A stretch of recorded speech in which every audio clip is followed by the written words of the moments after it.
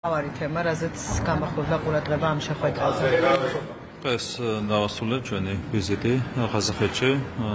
ვიზიტი დასრულდა პრეზიდენტ ტოკაევთან შეხვედრით, იყო ძალიან საინტერესო საუბრები ყველა თემაზე, რაც უკავშირდება ორმხრივ ურთიერთობებს. ჩვენთვის ყაზახეთი არის ძალიან მნიშვნელოვანი პოლიტიკური პარტნიორი და ამასთან ერთად არის ძალიან მნიშვნელოვანი ეკონომიკური პარტნიორიც. როგორც მოგეხსენებათ, ჩვენ გვაქვს ამბიციური მიზანი მაქსიმალურად აღუდგინოთ ჩვენს ქვეყანას, ჩვენი ისტორიული ფუნქცია. ეს ფუნქცია არის ევროპის და აზიის დაკავშირება ერთმანეთთან, აღმოსავლეთის და დასავლეთის დაკავშირება. ამ კუთხით, რა თქმა უნდა, ყაზახეთთან თანამშრომლობას აქვს ჩვენთვის სტრატეგიული მნიშვნელობა. შესაბამისად, საუბარი ქონდა ყველა თემაზე, პოლიტიკურ თანამშრომლობაზე და ეკონომიკური თანამშრომლობის ძალიან ბევრ სხვადასხვა საკითხზე. რა თქმა უნდა, ეს ვიზიტი ხელს შეუწყობს ჩვენს შემდგომ დაახლოებას, ჩვენი ინტერესების შემდგომ დაახლოებას და ძალიან კონკრეტული პროექტების განხორციელებას.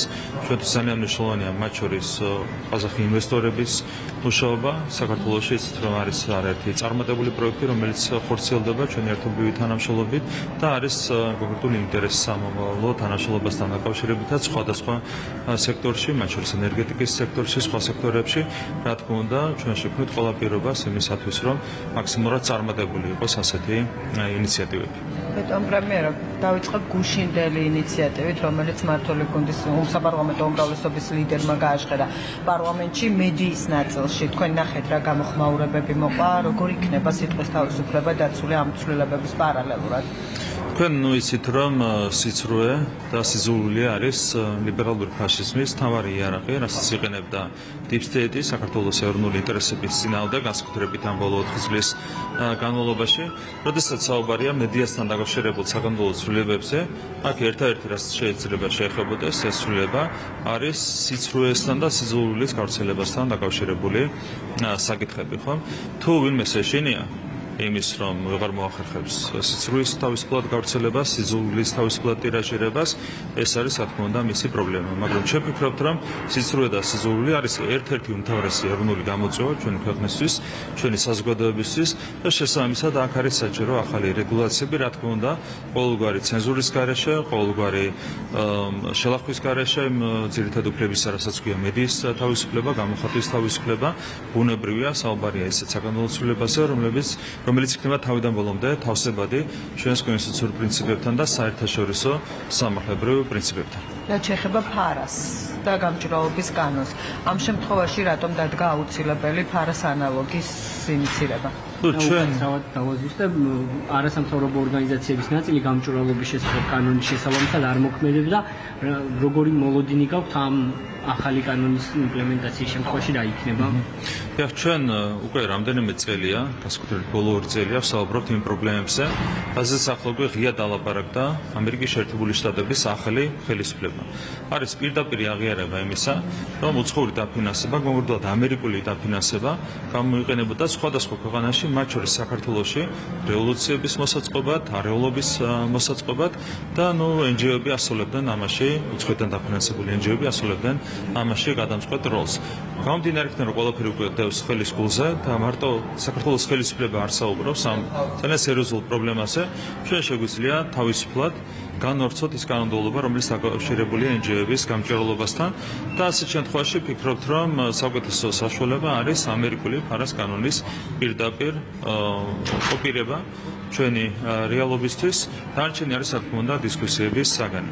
რა თქმა უნდა, NGO-ები არ მოქმედებდნენ შედარებით რბილი კანონის მიხედვითაც, ძალიან ბევრი NGO, მათ შორის ყველაზე მდიდარი NGO-ები თავს იკავებდნენ რეგისტრაციისგან, რაც ჰქონდა ძალიან კონკრეტული მიზეზი. ხო, მიზეზი არის ის, რომ მათ არ სურდათ საკუთარი რევოლუციური პროექტების წარმოჩენა ქართული საზოგადოების წინაშე, მაგრამ ჩვენ გვაქვს ჩვენი ეროვნული ამოცანა. ჩვენი ეროვნული ამოცანა არის, რა თქმა უნდა, სუვერენიტეტის დაცვა და არავის არ უნდა ქონდეს იმის უფლება, რომ NGO-ების უცხოური დაფინანსებით ამ ქვეყანაში სადოს ხელისუფლების ცვლილება ხალხის ნების წინააღმდეგ.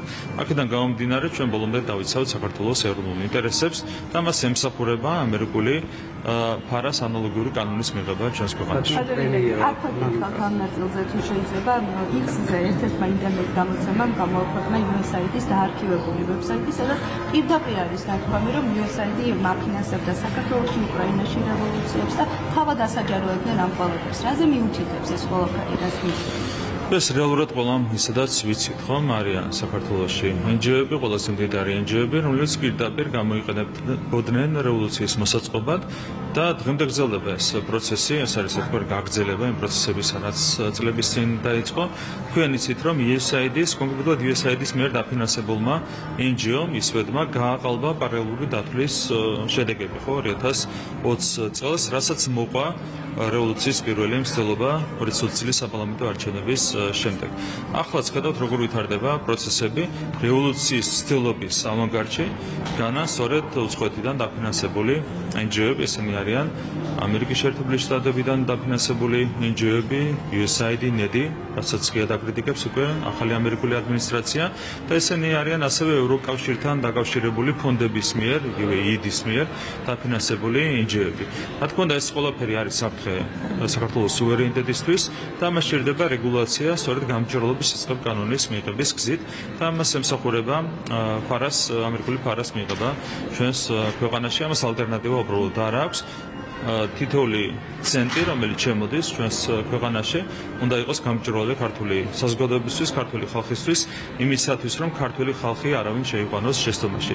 თქვენ ასევე ხედავთ, რომ კანვასი USAID-ის დაფინანსებით აფინანსებდა ორგანიზებდა ტრეინინგებს შემოქმედების სფეროს წარმომადგენლებისთვის.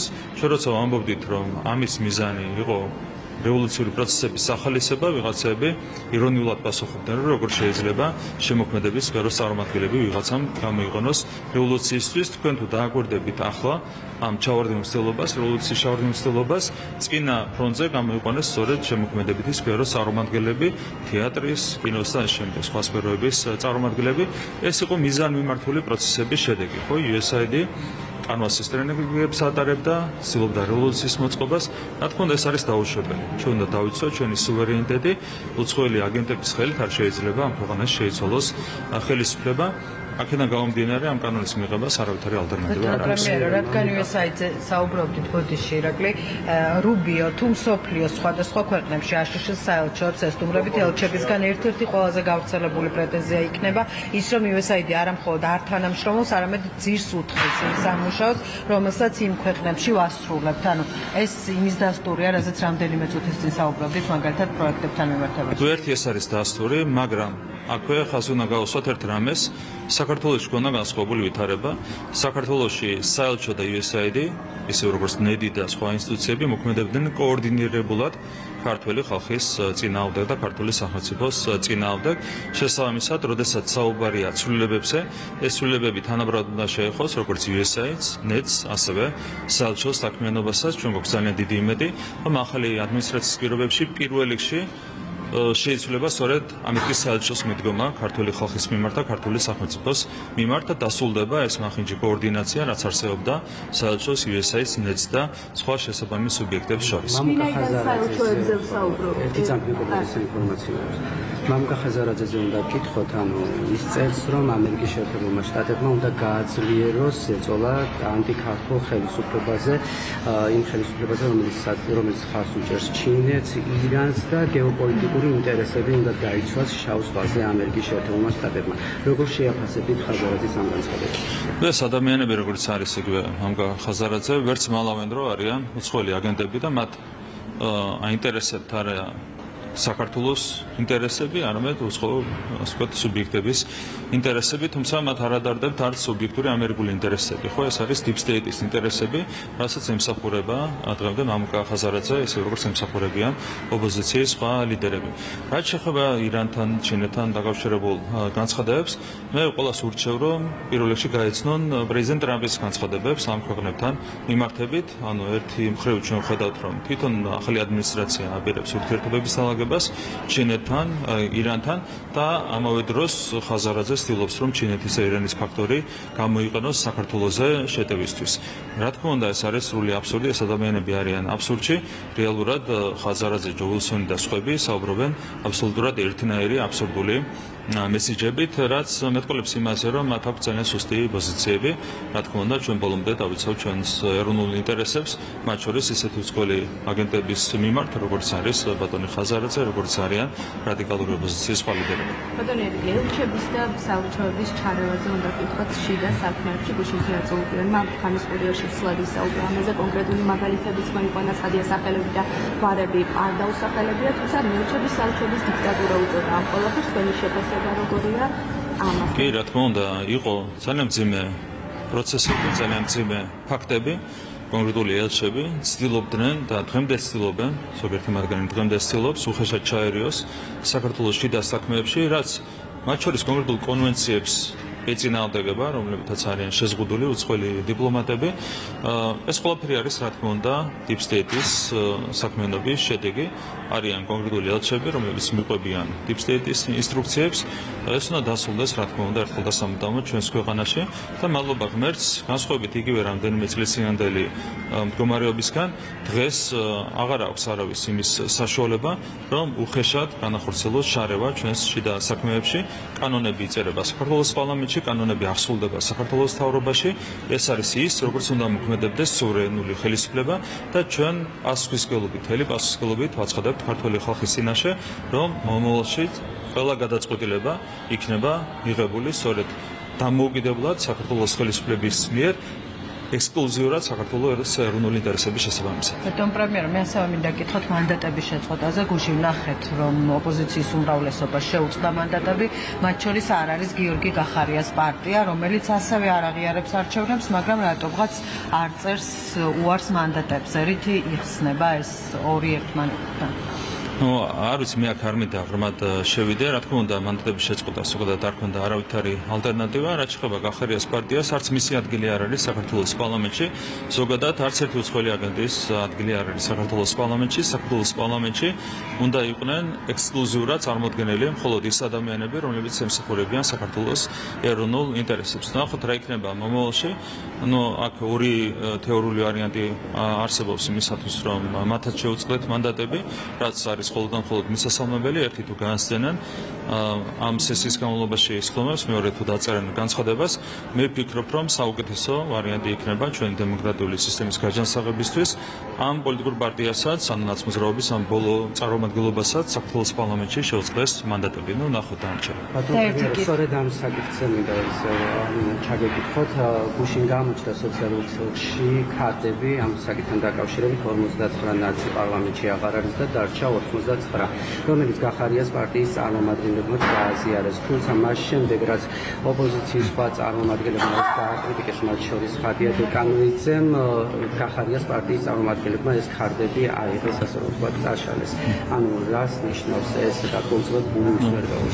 მთელი ოპოზიცია არის უმძიმეს მდგომარეობაში, მაგრამ ყველას მინდა შევახსენო, რომ თვითონ ჩაიყენეს საკუთარი თავი ამ მდგომარეობაში, რა თქმა უნდა, ჩვენს დავეხმარეთ, ჩვენი წვლილიც არის ამ ყველაფერში, მაგრამ პირველ რიგში deep state-მა თავის ხელით გაანადგურა რადიკალური ოპოზიცია. deep state-ის სურვილი იყო კოლექტიური ნაცმოძრაობა დაებრუნებინა ხელისუფლებაში, თუმცა სინამდვილეში საკუთარი ხელით გაანადგურეს მათ რადიკალური ოპოზიცია. რაც შეეხება ამ შიდა კინკლაობას, რაც არის რადიკალურ ოპოზიციაში, ეს არის, რა თქმა უნდა, მათი სიუსტის გამოვლენა, რაც შეეხება კონკრეტულად გახარიას პარტიას. ხო, მათ აქვთ ნაცმოძრაობასთან ერთად შექმნილი კოალიცია დღემდე 4 მუნიციპალიტეტში.